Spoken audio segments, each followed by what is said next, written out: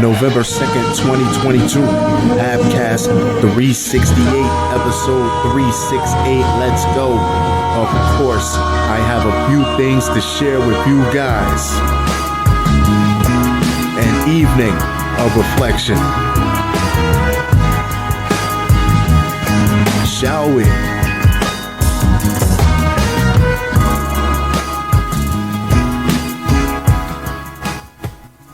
Slain mom of 3, Keaira Bennefield, told cops, "I thought I was going to die," just days before she was killed. Did anyone even remotely involved in this case hear this tragic news and think to themselves that they could have done more than just the bare minimum? Did they even give this woman a phone call to let her know that this man was being released from jail so soon? The tragic mom of 3, allegedly executed by her estranged husband, thought she was going to die during a savage caught-on-camera beatdown just days before she was killed, a police report reveals. Keaira Bennefield, 30, gave Cheektowaga police the now haunting play-by-play as she sought to press charges against her 45-year-old ex-con husband, Adam Bennefield, over the September 28th attack inside her home. "I was screaming for help the whole time. Adam told me to shut the fuck up and that he was going to kill me," she said in a harrowing statement to cops. "I thought I was going to die." But the graphic description from the victim and horrifying video she posted on Facebook later that day as a cry for help were still not enough to get prosecutors to charge Adam Bennefield with anything higher than misdemeanors. How, as a judge, do you take one look at that video and not do everything in your power to keep that man away from that woman and those children? If it's out of your hands, then whose hands should it be in? A few BS misdemeanors and a few days in jail did absolutely nothing but infuriate this man towards this woman even more. He was subsequently sprung from jail on no bail because of the low-level charges on October 4th, a day before he allegedly ambushed Keaira and she took her kids to school and gunned her down. Bennefield has been charged with second-degree murder in Keaira's death. Piss poor all across the board.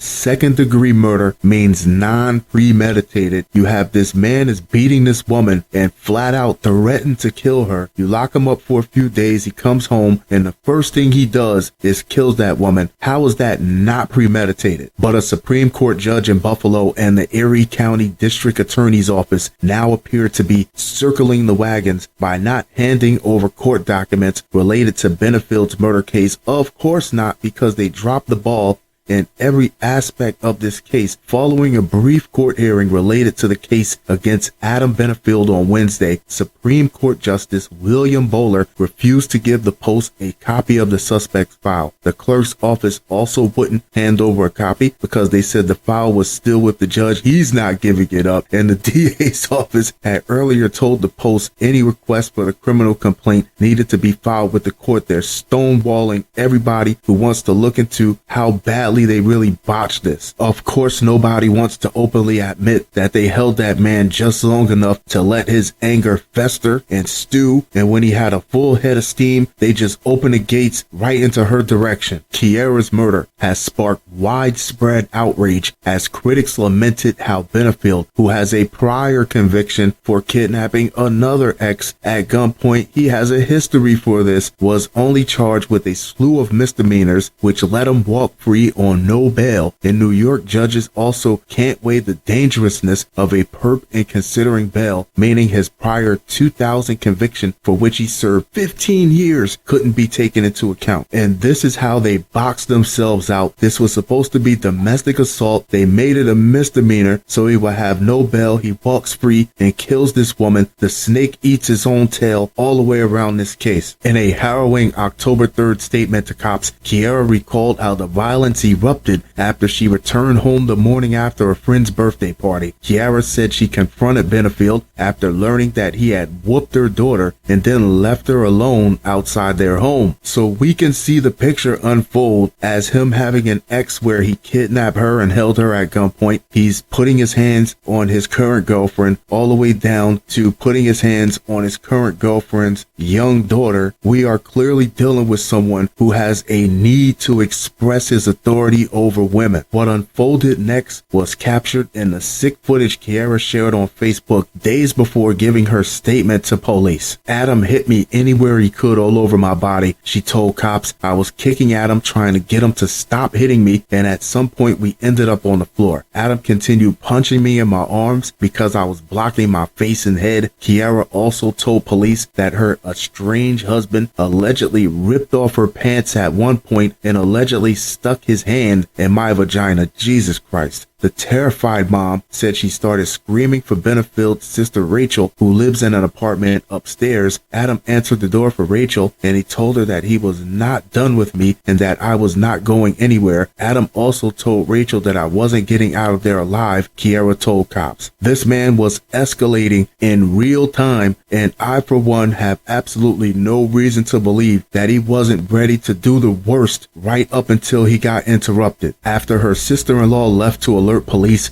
Keaira and Bennefield picked up a knife and started pacing. He then allegedly picked up multiple other knives and a box cutter. I was talking to him at that point, trying to calm him down because I was fearful for my life. I thought I was going to die, she recalled to the police. By the time officers arrived, police said Bennefield had barricaded himself in a bathroom and was self-harming with the box cutter. Why didn't he just finish the job?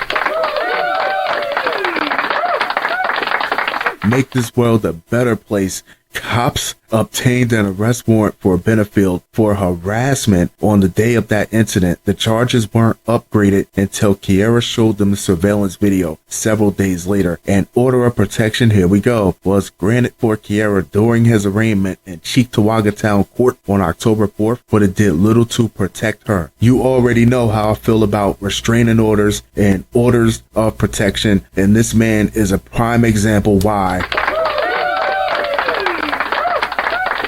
He doesn't give a good goddamn about a piece of paper. Keaira donned a bulletproof vest the next morning to take her kids to school, which is a horrible way to live, especially around the children to see that. And that is when cops say she was ambushed by Bennefield, who rammed his car into hers and then shot her dead. In the aftermath, Erie County District Attorney John J. Flynn was adamant that no felony charges could have been filed against Bennefield to prevent him from being released without bail. That's bullshit, and now you have to use that same legal jargon to explain to the public why you couldn't save that woman's life. Good luck. We don't fabricate evidence. We don't upgrade charges unethically when the evidence is not there. Come on, you're the police. He insisted to reporters, despite the harrowing, if you can't use your powers for good, what are you really doing then? Despite the harrowing video evidence and the woman's own statements to police, the charges originally were misdemeanors. How? That's domestic assault. That's what the evidence was. There was zero evidence for anything higher than that. The charges were correctly charged, and the judge again had no choice but to release him. They're all sticking to their guns on this because if they admit that one person messed up, the whole chain falls apart. Asked if the shocking video warranted harsher charges, Flynn responded, absolutely not, absolutely not, absolutely not, emphatically, 100% not. Could I be any more clearer? How many drinks do you need to put yourself to sleep after making a statement like that? He added the injuries and the evidence did not sustain higher charges. We can't charge on optics. The optics are bad. The optics are awful, but the evidence needs to be there to the victim to elevate the crime. The evidence was not there. She was not injured at all. What? Police noted in their report that Keaira was examined at the scene because she was having pain in her wrist, but there was no obvious injury. She also told cops that she was otherwise unharmed. She was in shock, according to the police report. The DA's office has repeatedly declined to comment on the case to the Post, given it is pending prosecution. Let me know, do you think the system failed this woman and they could have done a lot more to protect her? Or do you think the letter of the law had their hands tied, as they said? Next up, New Jersey man pleads guilty to murder of Plainsboro coworker, prosecutor. I don't know who needs to hear this, but if you feel like you gotta kill your coworker, it's time for you to find another job. transfer, shift change, do something. A New Jersey man pleaded guilty to murder in the 2019 stabbing death of his colleague, Middlesex County Prosecutor Yolanda Ciccone said Wednesday. On Wednesday, Kenneth Sowell pled guilty to first-degree murder, second-degree burglary, and fourth-degree stalking in connection with the death of Carolyn Byington, 26 of Plainsboro. Hear me out. If you don't like your coworker, you can always just do your job and go to hell home. You don't live with them. Stalking is spending extra time with the one person that you would rather not spend any time with at all. Saul also admitted he tried to hire an inmate to commit a copycat murder to cast doubt on his guilt. Mr. Bright Ideas over here. During the plea, Sal said that in April 2019, he copied Byington's house key while she was at work. What are you doing? You're not at work too? What did you call out just to make a copy of her house key? and used it to enter her apartment. He recounted how he planted hidden surveillance cameras to record her at home without her knowledge. Ciccone said Sal murdered Byington on June 10, 2019, when she came home for lunch. Whatever animosity he felt toward this woman had to be clearly one-sided because she was going on about her day-to-day life. Sal pleaded guilty to first-degree conspiracy to commit murder and second-degree conspiracy to commit witness tampering in connection with the plot that was discovered last month. According to investigators, Sal conspired to hire someone to commit a copycat murder.